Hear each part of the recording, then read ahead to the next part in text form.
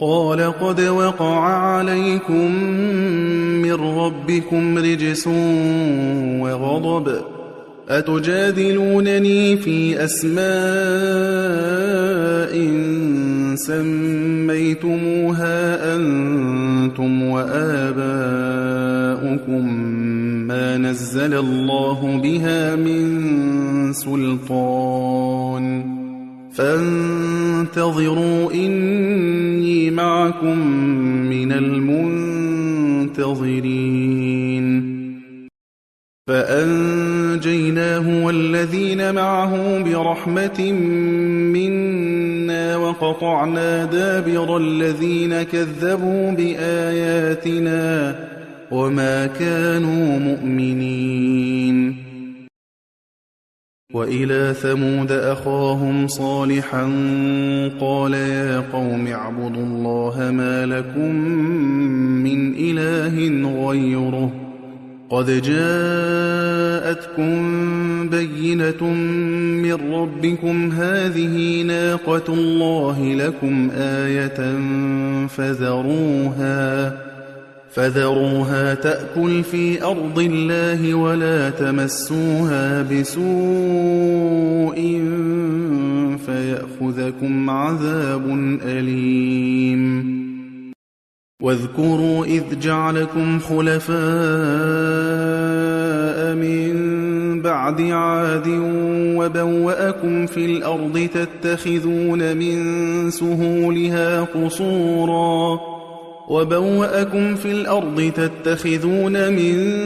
سهولها قصورا وتنحتون الجبال بيوتا فاذكروا آلاء الله ولا تعثوا في الأرض مفسدين قال الملأ الذين استكبروا من قومه للذين استضعفوا لمن آمن منهم أتعلمون أن صالحا مرسل من ربه قالوا إنا بما أرسل به مؤمنون قال الذين استكبروا إنا بالذي آمنتم به كافرون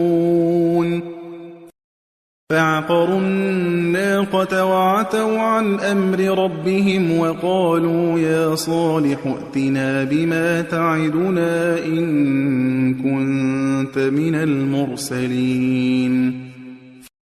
فأخذتهم الرجفة فأصبحوا في دارهم جاثمين فتولى عنهم وقال يا قوم لقد أبلغتكم رسالة ربي ونصحت لكم ولكن لا تحبون الناصحين ولوطا إذ قال لقومه أتأتون الفاحشة ما سبقكم بها من أحد من العالمين إنكم لتأتون الرجال شهوة من دون النساء بل أنتم قوم مسرفون وما كان جواب قومه إلا أن قالوا أخرجوهم من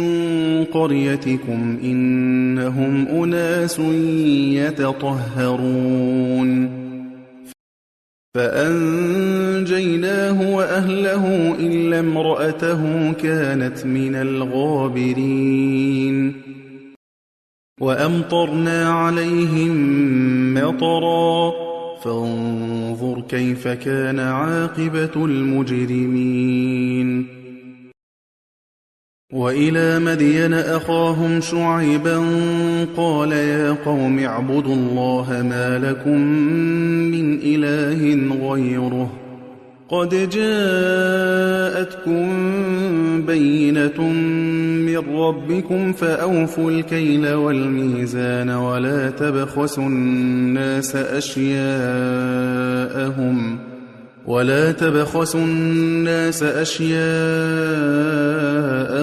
ولا تفسدوا في الأرض بعد إصلاحها ذلكم خير لكم إن كنتم مؤمنين ولا تقعدوا بكل صراط توعدون وتصدون عن سبيل الله من آمن به وتبغونها عوجا واذكروا إذ كنتم قليلا فكثركم وانظروا كيف كان عاقبة المفسدين وإن كان طائفة منكم آمنوا بالذي أرسلت به وطائفة لم يؤمنوا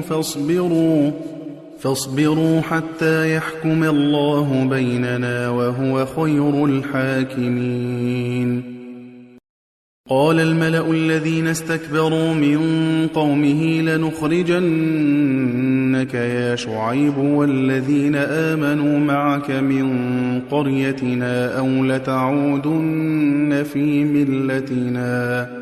قال أولو كنا كارهين قد افترينا على الله كذبا إن عدنا في ملتكم بعد إذ نجانا الله منها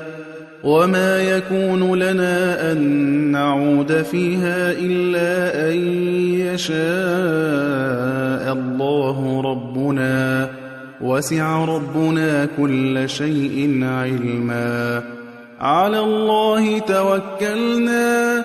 ربنا افتح بيننا وبين قومنا بالحق وأنت خير الفاتحين وقال الملأ الذين كفروا من